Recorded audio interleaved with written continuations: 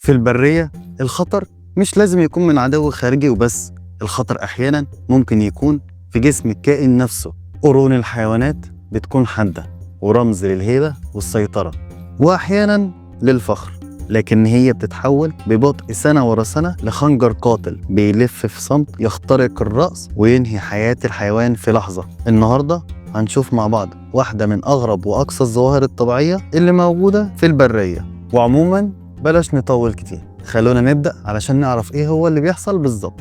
بس في الأول ما تنسوش بقى اللايك والشير والاشتراك في القناة والكلام الجميل ده كله. أنا إسلام سيد ودي قناة صندوق الدنيا.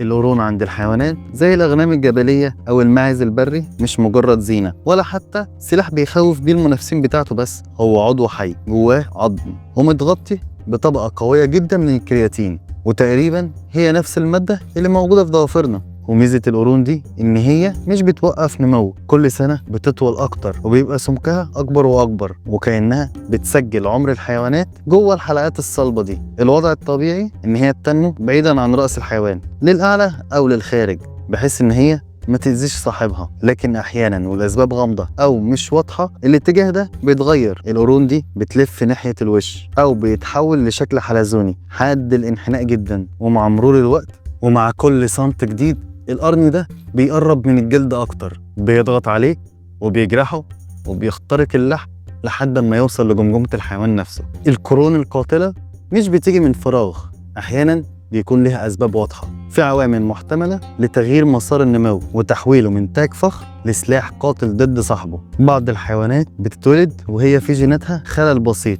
لكن الخلل ده كافي ان هو يغير اتجاه نمو القرن ويخليه يتبرم او يلف بطريقه غير طبيعيه من اول ما يبدا في النمو او الظهور اصلا، او ان القرن ده يكون اتعرض لضربه قويه او كسر وهو لسه صغير. العظم او الكرياتين ممكن يعيد النمو في مسار تاني منحرف، ومع مرور الوقت الانحراف ده بيكبر لحد ما يوصل في النهايه لوجه الحيوان نفسه. قرون الحيوانات محتاجه تغذيه زي الكالسيوم والفسفور عشان يبقى قوي وفي الاتجاه الصحيح بتاعه، لكن نقص العناصر دي بيضعف القرن نفسه، وده كمان ممكن يغير مساره. ومع استمرار نمو القرن بيبدأ يخدش الجلد، والجرح المفتوح ده بيكون بيئة مثالية للبكتيريا والطفيليات.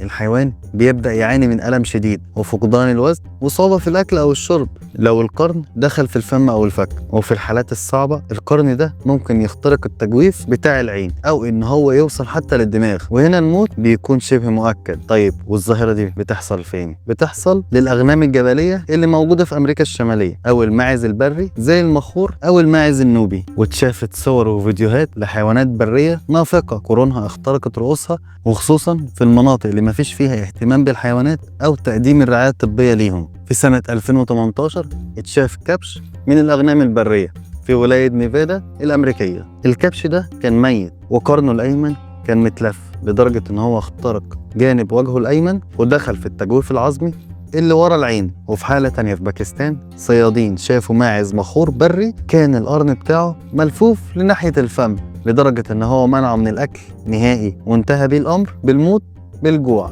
والسؤال هنا، الظاهرة دي احنا ممكن نقدر نمنعها ولا لا؟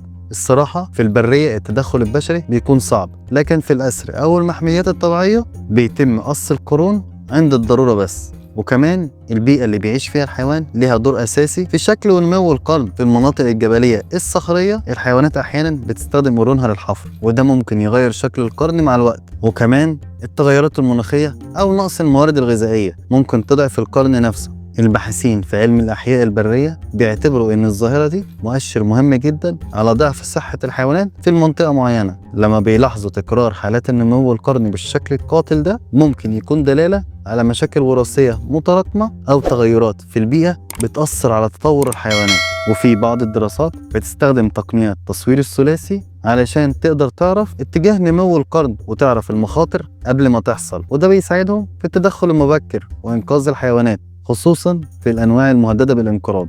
الظاهرة دي رغم إن هي قاسية لكن هي بتكون مهمة جدا في الحياة البرية. الحيوان الأضعف أو اللي عنده تشوهات جينية مش بيعيش كتير، وده بيخلي الصفات دي من الجينات على المدى البعيد تختفي ويتبقى بس الحيوانات الأقوى. لكن لما الإنسان بيتدخل ويحافظ على الحيوانات دي عنده في الأسر بيكون كأنه بيساعد ومن غير قصد على استمرار الظاهرة دي. وفي الآخر القرون رمز للقوة والفخر في عالم الحيوان، لكن في بعض الأحيان بتتحول لسلاح متوجه لصاحبه. الظاهرة دي بتعرفنا إن أحيانا الجمال بيكون وراه مأساة طبيعية وقاسية بتحصل ببطء.